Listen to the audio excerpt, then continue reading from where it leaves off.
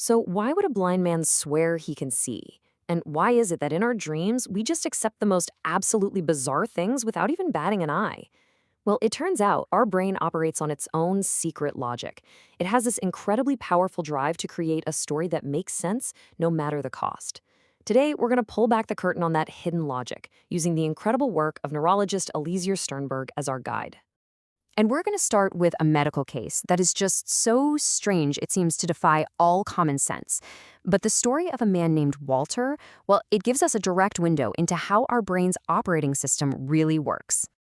And that was his genuine answer. He said this even after he had just walked straight into a coffee table, bumped right into a wall, and when he reached for his coffee cup, missed it by a mile. It was like he was completely oblivious to what was happening. Yeah, a massive stroke had just wiped out his occipital lobe, which is basically the brain's visual command center.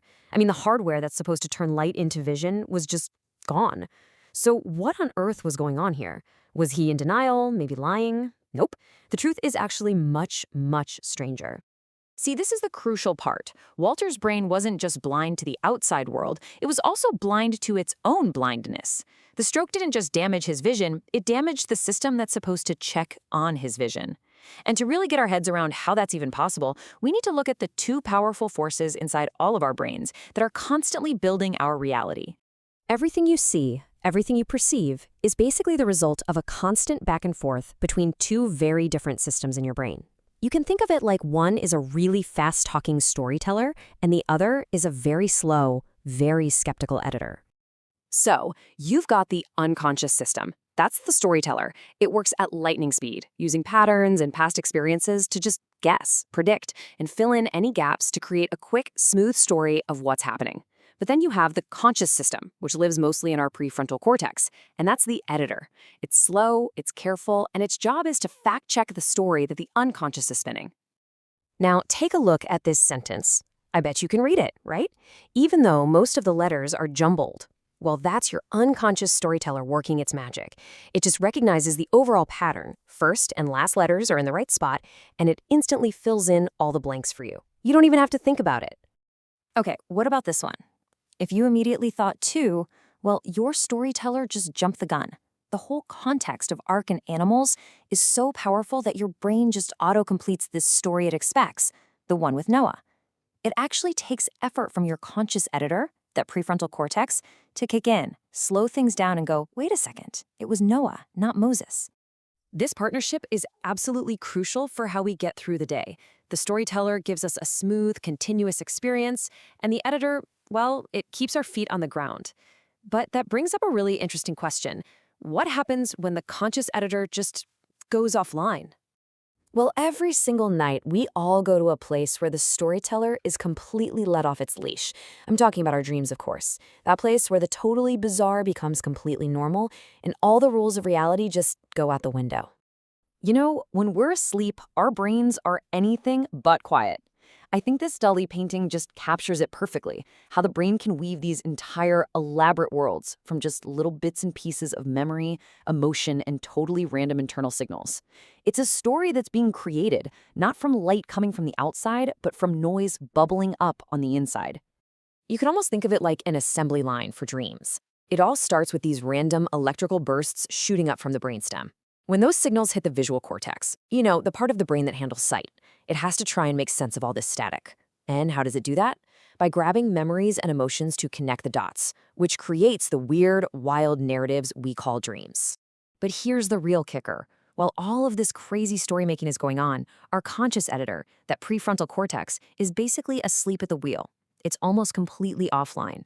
And that is why we can be flying or talking to a fish or running from tigers that are literally leaping out of a pomegranate, and we don't for a second stop and think, hey, this is a little weird. The part of our brain that's supposed to question the story has been temporarily shut down. So dreams are what we get when the storyteller runs wild and the editor is asleep. But what happens during our waking life when the brain's visual hardware itself gets damaged? What happens when that line between what's real and what's just a story starts to get really blurry? Okay, so this is a really fascinating condition. When the eyes stop sending signals to the visual cortex, say because of macular degeneration, that part of the brain can get, well, bored. It's this super active area that suddenly has nothing to process. So what does it do? It starts making its own entertainment, just generating these vivid images out of thin air. And patients report seeing the most incredible things. People in fancy costumes, intricate geometric patterns floating in the air, or, yeah, even cows just grazing on the living room carpet. These are what's known as release hallucinations. The visual system has been released from its job of seeing the real world, so it just starts making up its own content. But here's the crucial difference. And this just lays it all out perfectly. With Charles Bonnet syndrome, the problem is with the eyes, but the conscious editor, the prefrontal cortex, is working just fine. So the person sees the cows on the carpet, but their editor immediately chimes in and says, okay, that's not real. But with Anton syndrome, like with Walter, the damage is in the brain itself. It takes out both the visual system and the editor who's supposed to call it out. The storyteller is just making up a reality, and there's nobody home to call its bluff. So let's tie all of this together. All these strange cases, they aren't just quirks. They actually reveal the brain's secret and surprisingly simple master rule, the logic that's hiding behind all of this seemingly illogical behavior. The brain's most bizarre behaviors, denying blindness, creating phantom cows, they're not just random glitches in the system. They are all side effects of a single, incredibly powerful, fundamental drive. There really is a secret order to all this disorder. And here it is. This is the brain's prime directive. Its number one job is not to be accurate, it's to be coherent. The brain absolutely hates a vacuum, a gap in the story. So whether that gap is caused by jumbled up letters or missing signals from the eyes or just random noise while you're sleeping, the storyteller rushes in to fill it, creating a world that feels smooth and sensible, even if it has to invent things to do it. And that leaves us with a pretty profound final thought. That solid, objective reality that you feel like you're experiencing right this second, it's not some perfect photograph of the world. It is an ongoing, masterfully edited story, built in the dark by a storyteller inside your head whose only goal is to make it all make sense. Which leads to the ultimate question, doesn't it? How much of what we experience is actually real, and how much is just your brain filling in the blanks?